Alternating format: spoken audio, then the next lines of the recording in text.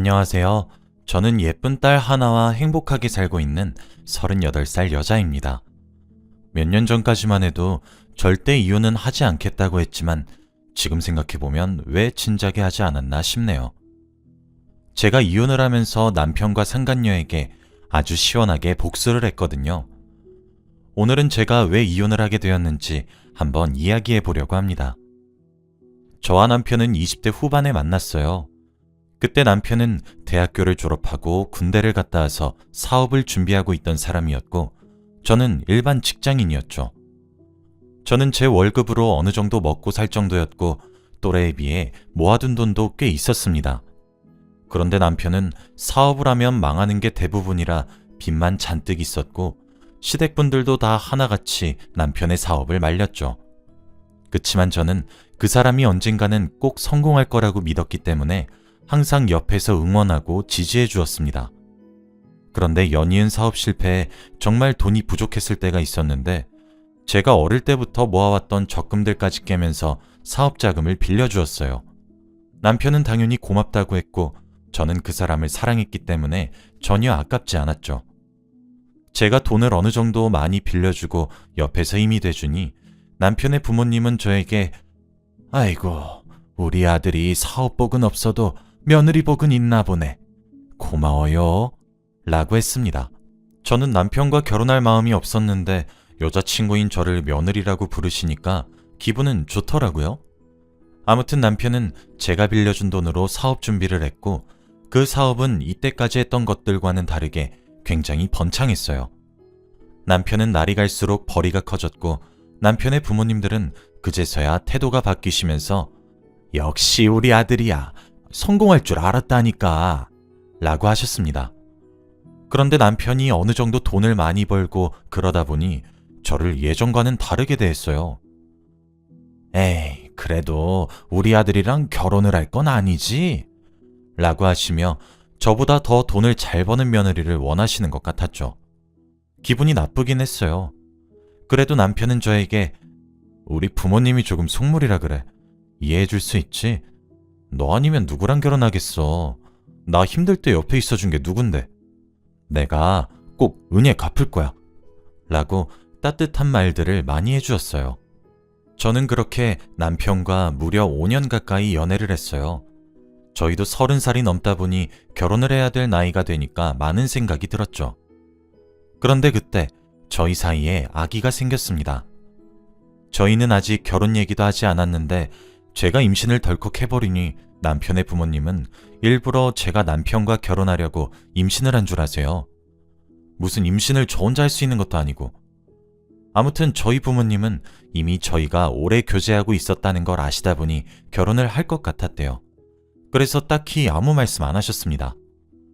저는 남편이 아기를 지우자고 하는 건 아닌가 싶어서 무서웠는데 다행스럽게도 낳자고 하더라고요. 시댁 사람들이 저를 싫어하시는 것이 마음에 걸리긴 했지만 그래도 저는 남편과 제 아이만 있으면 뭐든지 할 수 있을 것만 같았기 때문에 속전속결로 결혼식을 올렸죠. 그런데 시부모님께서 저에게 결혼을 하면서 경제적인 활동은 다 그만두기를 권하셨어요. 저는 제 일에 대한 애정이 정말 남다른데 그거에서 뭐 얼마 번다고 계속한다고 하니? 라고 하셨죠. 남편이 사업을 준비할 때 제가 이 일을 하면서 번 돈으로 사업 자금을 계속 빌려줬는데 그때는 고맙다고 하셨으면서 이제 와서 이렇게 저를 대우하시니 기분이 나쁘더라고요. 그래도 저는 시부모님의 고집을 꺾지 못했고 일을 그만두며 제 뱃속에 있는 아기에게만 집중하기로 했습니다. 산부인과에 갔더니 아기가 딸이라고 하더군요. 저는 예전부터 아이를 낳으면 꼭 딸을 낳고 싶다고 생각했어서 너무 기뻤고 아직 아기는 태어나지도 않았는데 얼른 커서 같이 백화점도 가고 미용실도 가는 상상을 하고 있었죠. 일부러 서프라이즈로 알려드리려고 아무 말 없이 시댁에 간 뒤 어머님, 저 오늘 성별 나왔는데 딸이래요 라고 했습니다. 그런데 제가 말을 하자마자 시부모님이 표정이 굳어지시면서 에휴 라고 하더군요. 왜 그러세요? 딸이라니? 내가 내일 점집에 가볼 테니 얼른 둘째 낳을 생각하거라.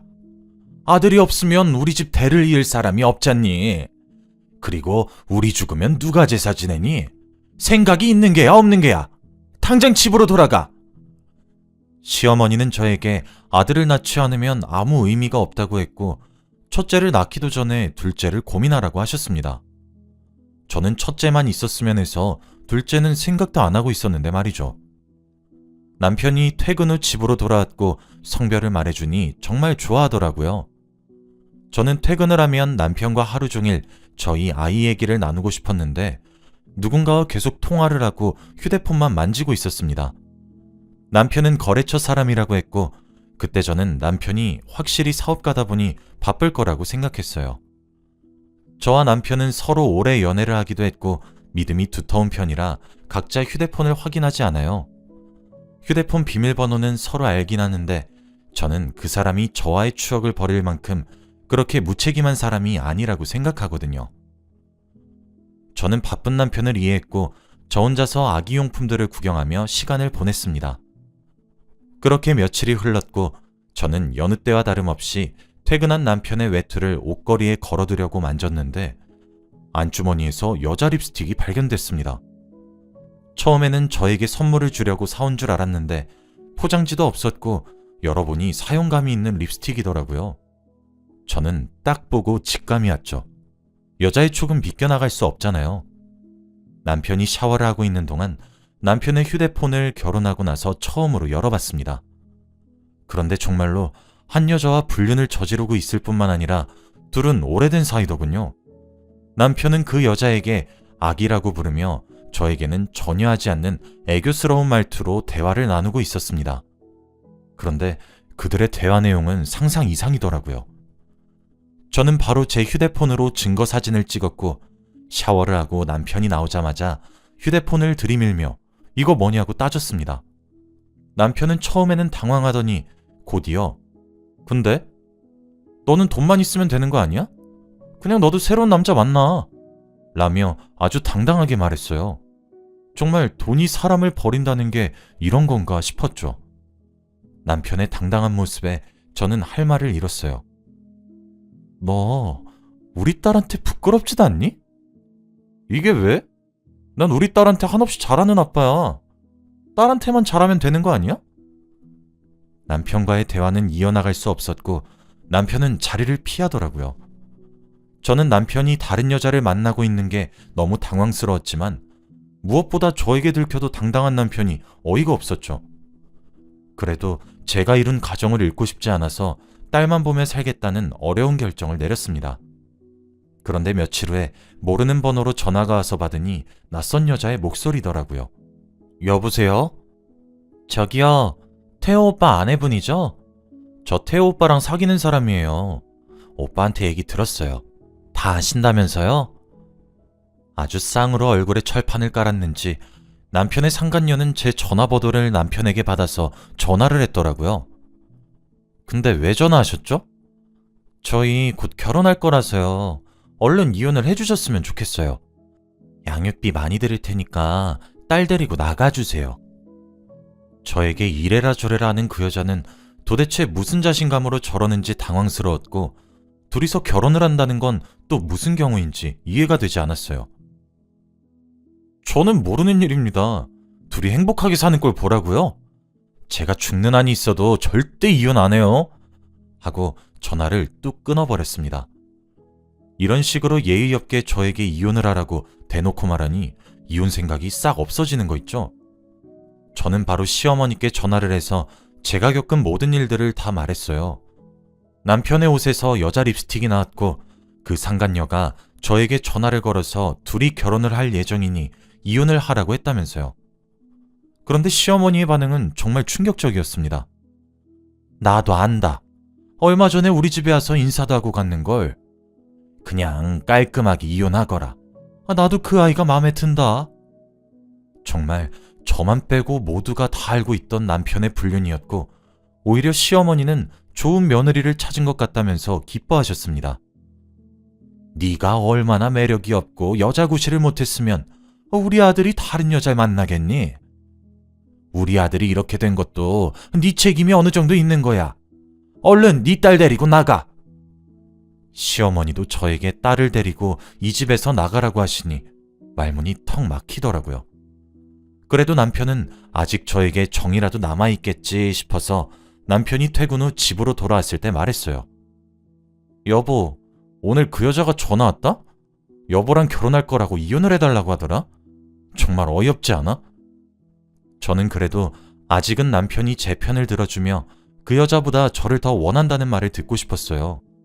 그런데 남편의 대답은 제 생각과 달랐습니다. 사실 오늘 말하려고 했는데. 맞아, 우리 결혼하려고 해. 이미 어머니 아버지께 인사도 드렸어. 양육비 많이 줄 테니 딸 데리고 나가서 살아. 그리고 이혼도 소송까지 가지 말고 우리끼리 조용히 하자. 소송은 너무 질질 끄니까 깔끔하게 합의 이혼으로 하고. 합의금은 많이 줄게. 둘이서 살고도 남을 만큼으로. 그러니까 우리 이혼해. 라고 했습니다. 남편은 정말 평온한 말투로 저에게 이혼을 요구했고 자기 딸에 대한 부성애도 없는지 저에게 아기는 저보고 키우라고 떠밀었습니다. 물론 그 사람들에게 소중한 제 딸을 맡길 생각은 없지만 빈말이라도 자기가 딸을 키울 거라고 말이라도 해야 하지 않나 싶더군요. 여보, 내가 예전에 사업 힘들 때 어떻게 도와줬는데 내가 돈까지 보태주면서 너 뒷바라지 다 했는데 나만 바라본다며 나 없으면 안 된다며 그런데 왜 갑자기 이래? 어떻게 사람이 변하니? 여보, 혹시 그때 나한테 빌려준 돈이 아까워서 그래? 배로 쳐서 줄 테니 그냥 곱게 나가줘. 얼른 이 집에서 새 출발하고 싶으니까. 남편은 그렇게 저희의 긴 세월을 한순간에 버렸고 저는 그렇게 이혼을 하게 되었습니다.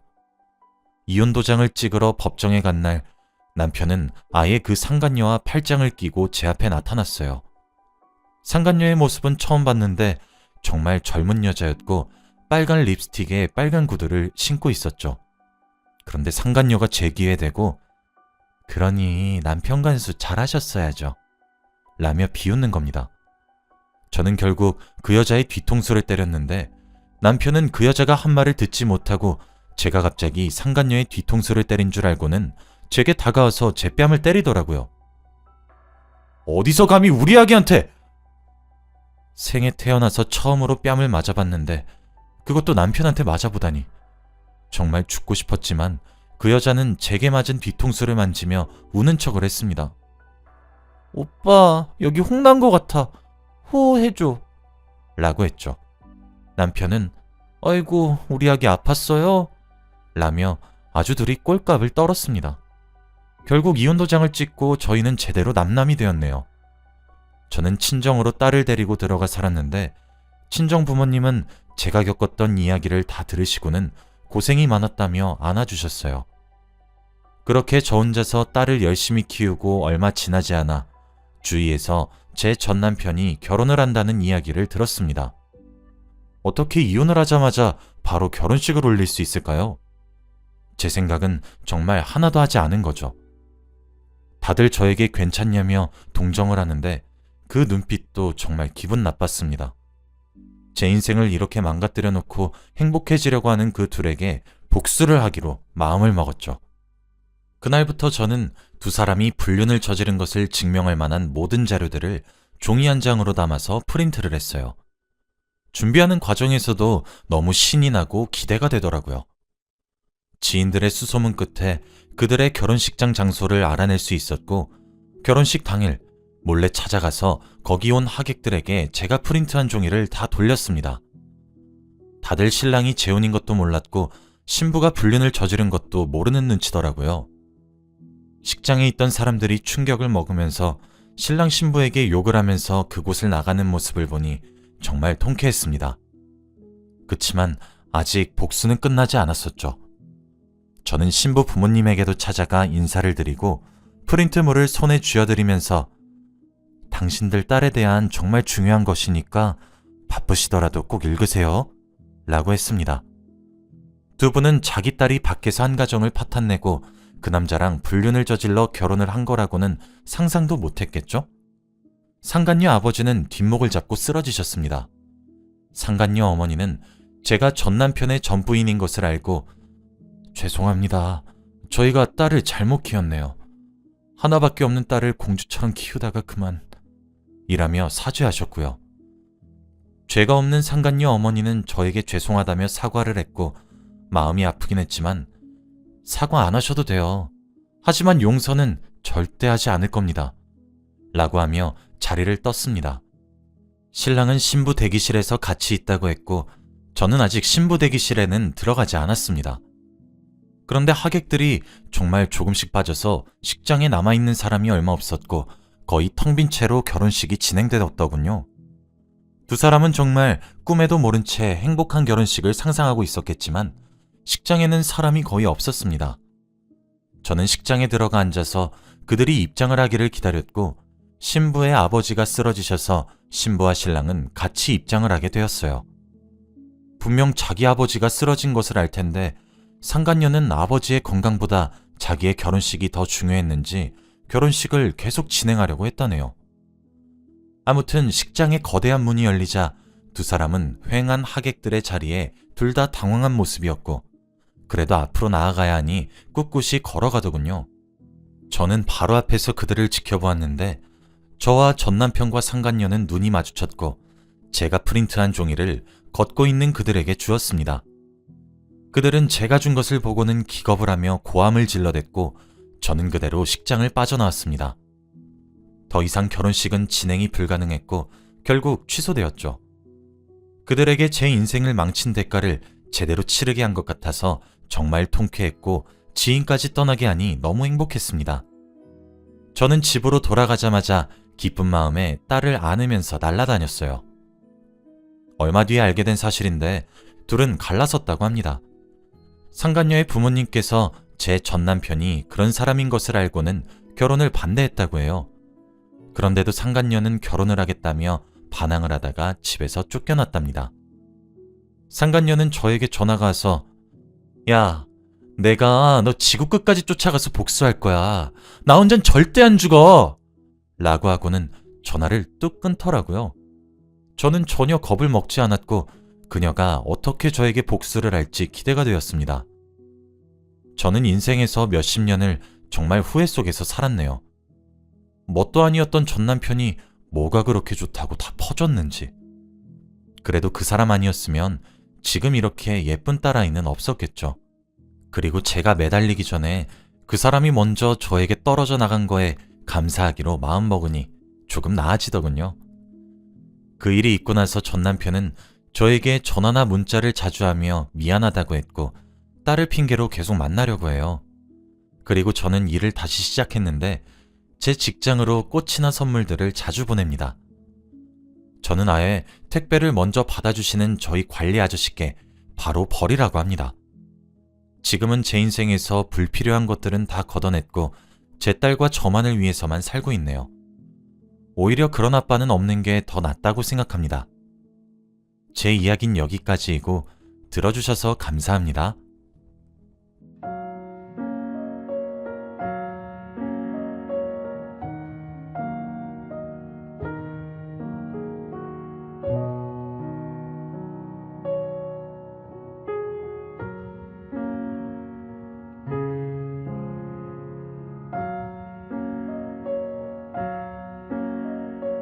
안녕하세요. 저는 올해 53살이 된 여자입니다. 얼마 전 저는 이혼을 하였는데요. 여러분들이 상상도 못할 충격적인 이유 때문에 이혼을 하게 되었어요. 여기에다가 이야기를 쓰는 것도 민망하고 부끄럽지만 그래도 세상엔 정말 다양한 일이 있다는 걸 알려드리기 위해 글을 써봅니다. 저는 30대 중반에 결혼을 했어요. 남편과 저는 결혼하기 전부터 아이 계획 없이 둘이서 알콩달콩 살자고 약속하고 결혼했습니다.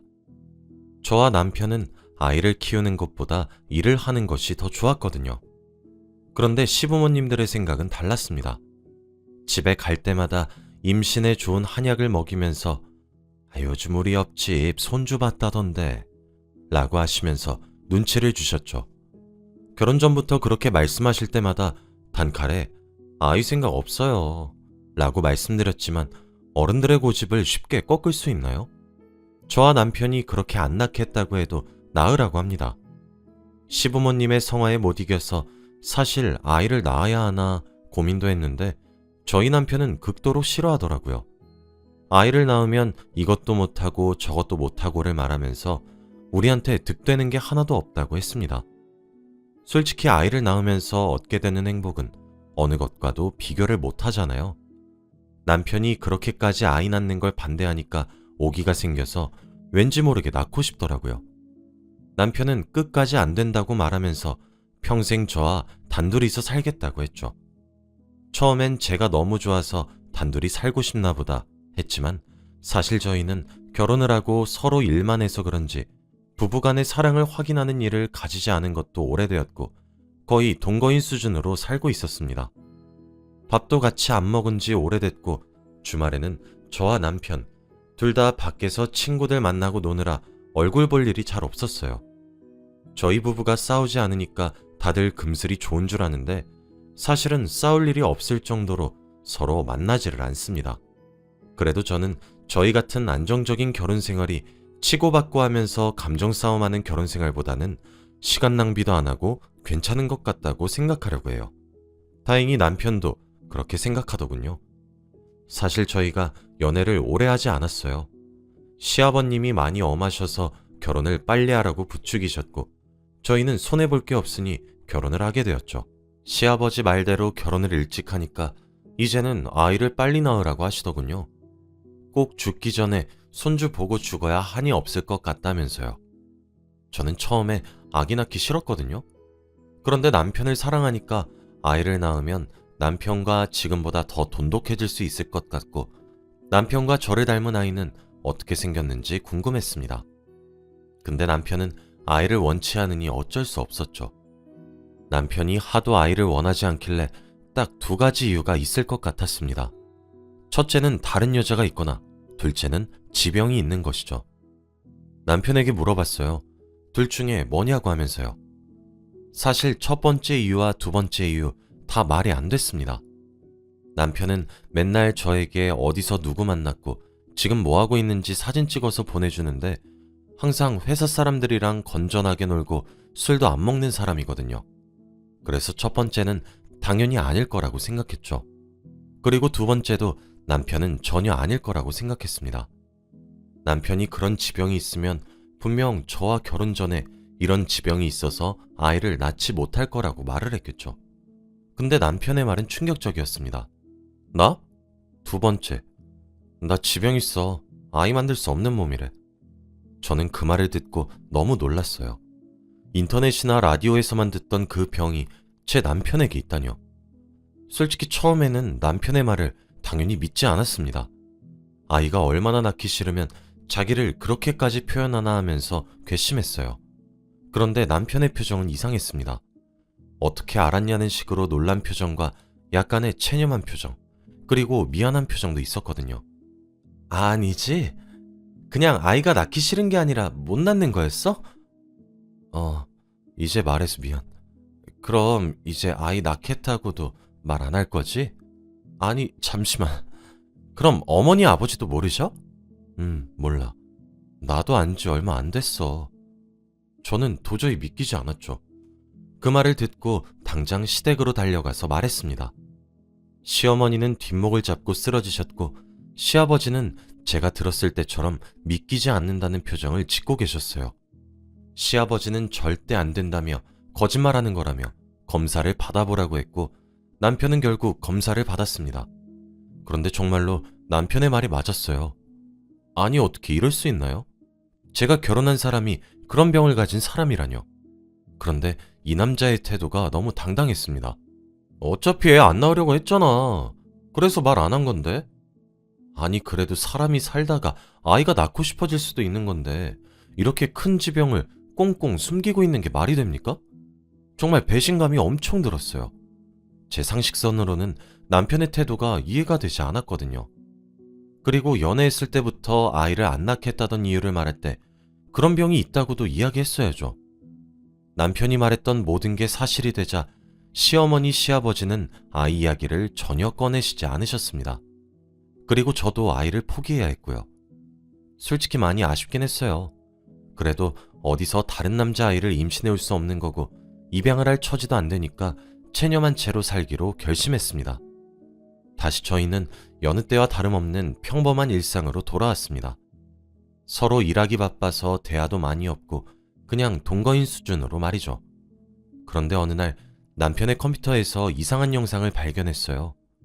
제가 반차를 냈던 날이라 집에 일찍 들어왔고 남편은 회사에 있었는데 원래 서로의 서재에 잘 들어가지 않아서 남편은 제가 들어온 줄 모를 겁니다. 오랜만에 집 청소를 하다가 보니 컴퓨터에 직박꿀이라는 폴더가 있더군요. 저는 그걸 보고 남편도 남자라고 그런 영상들을 저장했나 보다 싶어서 나중에 놀려야지 라는 생각으로 그 파일에 저장된 영상 하나를 재생했습니다. 그런데 영상은 충격적이었어요. 여자와 남자가 아닌 남자와 남자가 나오는 영상이었거든요. 저는 영상을 보자마자 기겁해서 창을 바로 닫아버렸고 이 남자가 이런 걸 왜 보나 싶어서 당황스럽더라고요. 저는 태어나서 한 번도 그런 걸 본 적이 없으니 요즘엔 다 이런 걸 보나 했고 심장이 벌렁벌렁거려서 1초도 보기 힘들었어요. 그래도 남편의 취향이니까 이해하려고 하는데 마음 한켠으로는 남편이 혹시 남자를 좋아하거나 그런 건 아니겠지? 라는 생각을 했던 것 같아요. 밤이 되어서 남편이 집에 들어왔는데 왠지 모르게 남편을 볼 때마다 낮에 본 그 영상이 떠오르는 겁니다. 그날 남편은 회사 사람들이랑 회식을 한다고 밤늦게 들어왔고 피곤하다면서 바로 잠에 들었어요. 저는 남편의 옷을 정리하면서도 계속 그 영상이 머릿속에서 맴돌았고 잊혀지지 않았죠. 남편의 옷을 정리하고 있던 그때 남편의 양복 주머니에서 한 명함이 발견됐습니다. 그런데 거기에는 특별한 당신들을 위한 바라고 쓰여져 있더라고요. 저는 나이가 있다 보니 그게 뭔지도 몰랐고 우선 바라고 하는 거 보니 술을 먹는 곳인 것 같았습니다. 그래서 그 명함을 제가 가지고 인터넷에 검색을 했어요. 도대체 그게 뭔지 검색을 해보니 상당히 충격적이더군요. 그 명함에서 지칭하는 특별한 사람들이라는 게 사회적 성과 생물학적 성별이 일치하지 않는 사람을 가리킨다고 해요. 그걸 읽어도 도대체 무슨 말인가 싶었고 주위에 그런 사람이 없으니까 이해가 안 되더라고요. 우선 저는 그 명함을 제가 가지고 있기로 했답니다.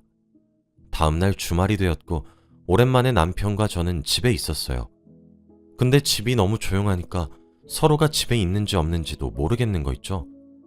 한동안 거실에서 TV를 보다가 낮잠을 자기 위해서 안방을 가려고 했어요. 저는 남편이 서재에 있는 줄 알고 안방문을 확 열었는데 충격적인 장면을 보고 말았습니다. 바로 남편이 제 원피스를 자기 몸에 대고 거울을 보고 있었거든요. 저는 너무 놀라서 여보, 뭐해? 라고 했더니 남편은 너무 놀라서 제 원피스를 바닥으로 던져버렸고 말을 얼머부리더군요. 아니, 그냥 예뻐서. 남편은 제 원피스가 예뻐서 자기 몸에 대봤다고 했고 남편이 그렇게 말하니까 왠지 아리송한 겁니다. 남편이 아내 원피스가 예쁘다고 생각하면 저에게 입어보라고 하거나 그러지 않나요? 근데 왜 자기 몸에 대고 있는 거냐고요. 그래도 남편이 오랜만에 제 원피스에 관심이 있어 하니까 좋게 생각하려고 했어요. 저는 남편 몰래 그날 밤 남편의 양복 주머니에서 찾은 술집에 방문해 보기로 했어요. 주소가 쓰여져 있는 대로 갔더니 정말 있더라고요. 저는 혹시나 여자와 같이 노는 곳일까봐 너무 무서웠어요. 남편에게 그런 더러운 사생활이 있으면 어떻게 해야 하나 생각하며 두려움에 떨면서 들어갔습니다. 그런데 거기에 있던 사람들은 정말 충격적이었어요. 남잔데 여자 같은 사람들과 여잔데 남자 같은 사람이 많았거든요. 다들 제 말이 무슨 말인지 이해가 안 되겠지만 정말 딱 이랬습니다. 사람들이 일반적으로 생각하는 성별의 모습과 전혀 다른 모습을 하고 있더라고요. 저는 너무 놀라고 처음 보는 광경에 속이 울렁거렸고 바로 뛰쳐나왔습니다. 도대체 남편이 왜 이런 곳에 들어가는지부터 이해가 되지 않았어요. 남편이 매일같이 회식을 한다고 했던 게 다 이곳에서 했던 건가요? 남편이 저 무리에 끼어서 놀고 있을 생각을 하니 너무 이상했죠. 그런데 그때 딱 한 가지가 떠올랐습니다. 남편이 최근 들어서 살이 찌다 보니 셔츠가 작거든요. 그런데 유독 가슴 부분의 단추가 잠기지 않아요. 남편도 살 빼야겠다고 했는데 아직까지도 잠기지 않죠.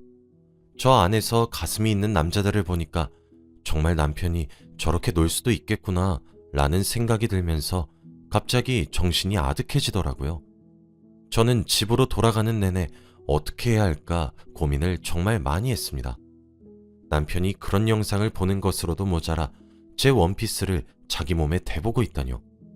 저는 그때 모든 퍼즐이 다 맞춰졌어요. 차를 갓길에 세우고 펑펑 울었습니다. 도대체 남편이 왜 그런 건지 이해가 되지 않았죠.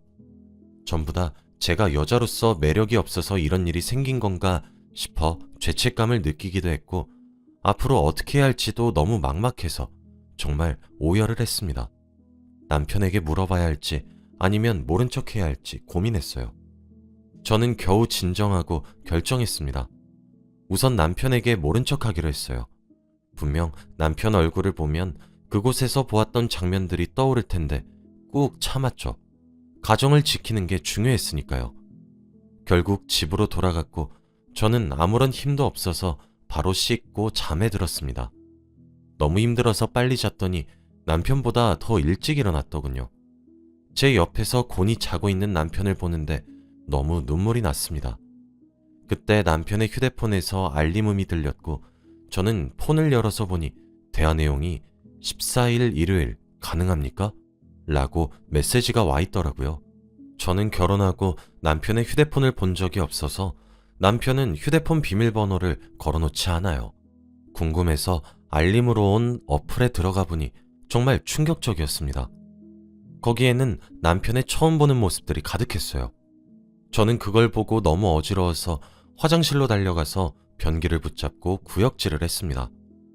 저는 화장실에 있는 거울을 보고 남편이 이 거울로 사진을 찍었을 생각을 하니까 너무 역겹더라고요. 저는 더 이상 참을 수 없었습니다. 그리고 저런 대화가 나온 거면 이미 다른 남자를 만나고 다니는 거잖아요. 저는 도저히 참을 수 없었고 당장 자고 있는 남편을 깨워서 이거 뭐냐고 따졌어요. 남편은 자신의 비밀이 담긴 사진을 들고 있는 저를 보고 잠이 깼는지 벌떡 일어나서 상황 파악을 하더라고요. 여보, 미안해. 내 말 좀 들어봐, 어? 솔직히 말해줘. 나 다 알고 물어본 거니까. 여보가 생각하는 거 다 맞아. 근데 우리 변하는 건 아무것도 없어. 그냥 그건 취미생활이야. 우리 서로 각자 즐길 거 즐기면서 지금처럼 살자. 어? 동거인 느낌으로 살자고. 뭐? 동거인? 당신 남자 좋아하면서 숨긴 거 그건 어떡할 건데? 나 지금 사기 결혼 당한 거잖아. 그냥 이혼해. 내가 당신 회사에 다 뿌릴 거야 이거. 안 돼. 내가 그래도 한 부서의 부장인데 이거 소문나면 나 끝이야. 제발 딱 한 번만 봐줘. 다신 안 그럴게. 저를 이용해서 결혼도 하고 즐길 건 다 즐기는 이 사람이 너무 싫고 역겨웠어요. 분명 엄한 아버지 밑에서 결혼은 꼭 해야 하니까 저와 한 것 같고 사회적으로 시선은 무서우니까 저 몰래 이런 짓을 하고 다닌 거죠. 어떻게 뻔히 아내를 놔두고 이런 짓을 하고 다닐 수 있나요? 너무 어처구니가 없고 저를 이용했다는 사실에 너무 화가 났습니다. 저는 이혼을 하자고, 안 하면 고소할 거라고 했어요. 남편은 제가 다 알아버렸으니 할 말이 없는지 알겠다고 하더군요. 저는 바로 그날 아침 법원으로 가서 이혼 서류를 떼었고 남편은 도장만 찍으면 되는 상황입니다. 그런데 남편은 무슨 생각인지 계속 미루더라고요. 근데 더 놀라운 건 남편이 이혼 도장을 미루는 기간 동안 알게 된 게 몇 가지가 있는데 정말 충격적이에요. 남편이 매일같이 회사 사람들과 그런 곳에 간다고 했고 저에게 사진을 찍어 보내면서 같이 있다고 했던 사람이 바로 남편과 그렇고 그런 사이였던 겁니다. 정말 어떻게 세상에 이런 일이 생기나요? 같은 부서 남자와 말이죠. 저에게 맨날 같이 있는 사진을 보내길래 당연히 남자라서 안심을 했던 제가 너무 아니랬네요. 그리고 남편은 주기적으로 여성 호르몬 주사를 맞고 있었다고 합니다. 그래서 가슴이 커져서 늘 입던 셔츠가 맞지 않았던 거죠. 남편은 될 대로 되라는 듯이 이 사실까지 저에게 자기가 직접 말해주었고 당당한 그의 태도를 보니까 화가 치밀어 오르더라고요. 그런데 남편은 이혼 도장을 찍으면서 한마디를 했습니다. 여보, 나도 예쁜 옷 입고 꾸미고 다니고 싶어 라고 했어요. 솔직히 남자로 태어난 게 자기 선택은 아니었으니까 이해는 하지만 그래도 이렇게 저를 이용하면 안 되죠. 남편의 욕심 때문에 몇 년을 피해본 저는 뭔가요?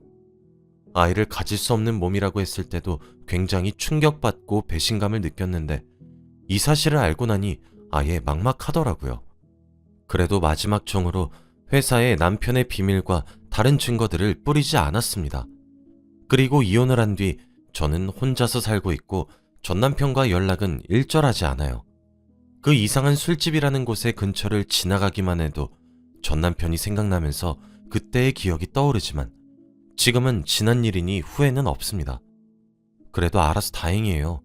아직까지 몰랐으면 어쩔 뻔했나요? 주위 사람들은 저희가 금슬이 좋은 줄 알고 있었는데 이혼한다고 하니까 충격받더라고요. 남편의 그런 이유 때문에 이혼했다고 절대 말하지 않고 단순히 성격 차이라고 말했어요. 예정이라도 있으니 그 이야긴 무덤까지 이끌고 가려고요.